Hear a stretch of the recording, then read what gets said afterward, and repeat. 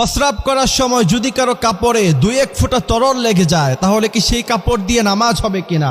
ওই অবস্থায় তাকে কি নতুন করে গোসল করতে হবে নাকি পুরা কাপড় পাল্টিয়ে তারপরে তাকে নামাজ আদায় করতে হবে? এমন প্রশ্ন আমাদের প্রত্যেকের মনেই কিন্তু একবার হলেও জাগে যে হুজুর যখন পেশাব করতে যাই মাঝে মধ্যে 2-1 ফোঁটা তরল এদিক সেদিক হয়ে আমাদের কাপড়ে লেগে যায়। এমতো অবস্থায় কি আমার পুরা কাপড় কি খুলে তারপরে নতুন কাপড় পরিধান করে নামাজ পড়তে হবে নাকি আমাকে নতুন করে পাক পবিত্র হয়ে গোসল করে তারপরে নামাজ আদায় করতে হবে? এমন প্রশ্ন কিন্তু আমাদের অনেকেরই জেগে থাকে। এই প্রশ্নের উত্তর হলো, প্রথম কথা হচ্ছে আপনি যদি প্রচণ্ড পরিমাণে অসুস্থ হন, যে আপনার প্রস্রাবের ফোঁটা একটু পর পর বের হয়ে যায়, একটু পর পরই আপনার প্রস্রাবের ফোঁটা বের হয়ে যায়, এবং আপনি ওযু অথবা গোসল করার পরে আপনি যখন সালাত আদায় করবেন অথবা নামাজ আদায় করবেন, এতটুকু সময়ের মধ্যখানে আপনি কখনোই নিজেকে সেফ রাখতে পারেন না। আপনি চিকিৎসা নিয়েছেন, ডাক্তারকে দেখিয়েছেন, তারপর আপনি 2-1 ফোঁটা এদিক সেদিক বের হয়ে যায়, ওইটা হচ্ছে আপনার অসুস্থতা। ওই অসুস্থতার ওজরের কারণে আপনি ওই সময় ওযু করে নামাজ তখন পড়ে ফেলবেন।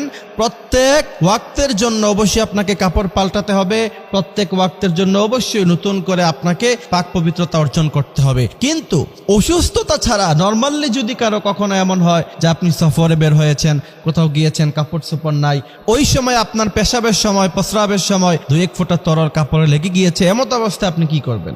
প্রথম কথা হচ্ছে এই কারণে অবশ্যই আপনাকে গোসল করতে হবে না।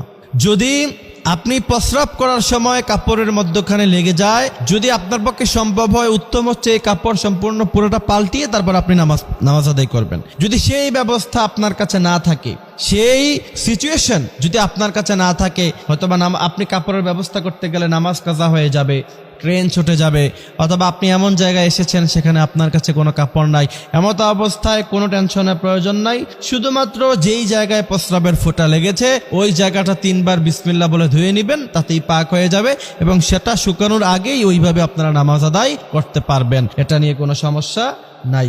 এমত অবস্থায় নামাজ আদায় আপনারা করতে পারবেন।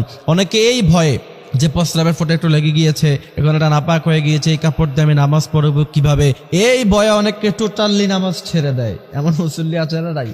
তো এইগুলি আমাদেরকে খেয়াল রাখতে হবে, আমাদেরকে বুঝতে হবে। এবং বিশেষ করে আমাদের আলোচনা যারা শুনছো, এখানে যারা আছো, প্রত্যেকের আইডিতে অবশ্যই শেয়ার করবা। বিশ্বনবী বলছেন, বাল্লিগু আন্নি ওয়ালাউ আয়া, আমার একটি বাণীও যদি তোমার কাছে পৌঁছে তা তুমি অন্যের কাছে পৌঁছিয়ে দাও। এবং আপনি যদি একটা মাসালা শিখেন, তাহলে 2 রাকাত নফল নামাজ পড়লে যেই পরিমাণ সওয়াব হয়, একটি মাসালা শুধুমাত্র আপনি শিখলেন, আল্লাহ পাক ওই পরিমাণ সওয়াব আপনার আমলনামায় দিয়ে দিবে।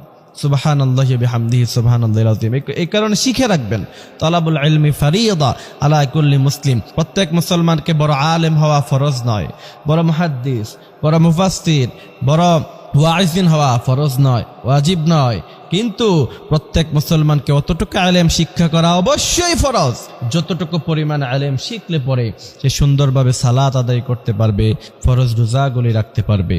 আপনি সারা জীবন নামাজ পড়তে পড়তে কপালে দাগ পরিয়ে দিলেন, কি লাভ হলো যদি আপনি পবিত্রতা অবস্থায় নামাজ না পড়েন, আপনি নামাজের মাসালা না জানেন?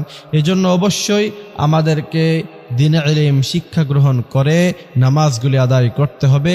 আল্লাহ পাক সেই তৌফিক আমাদেরকে দান করুক, আমিন।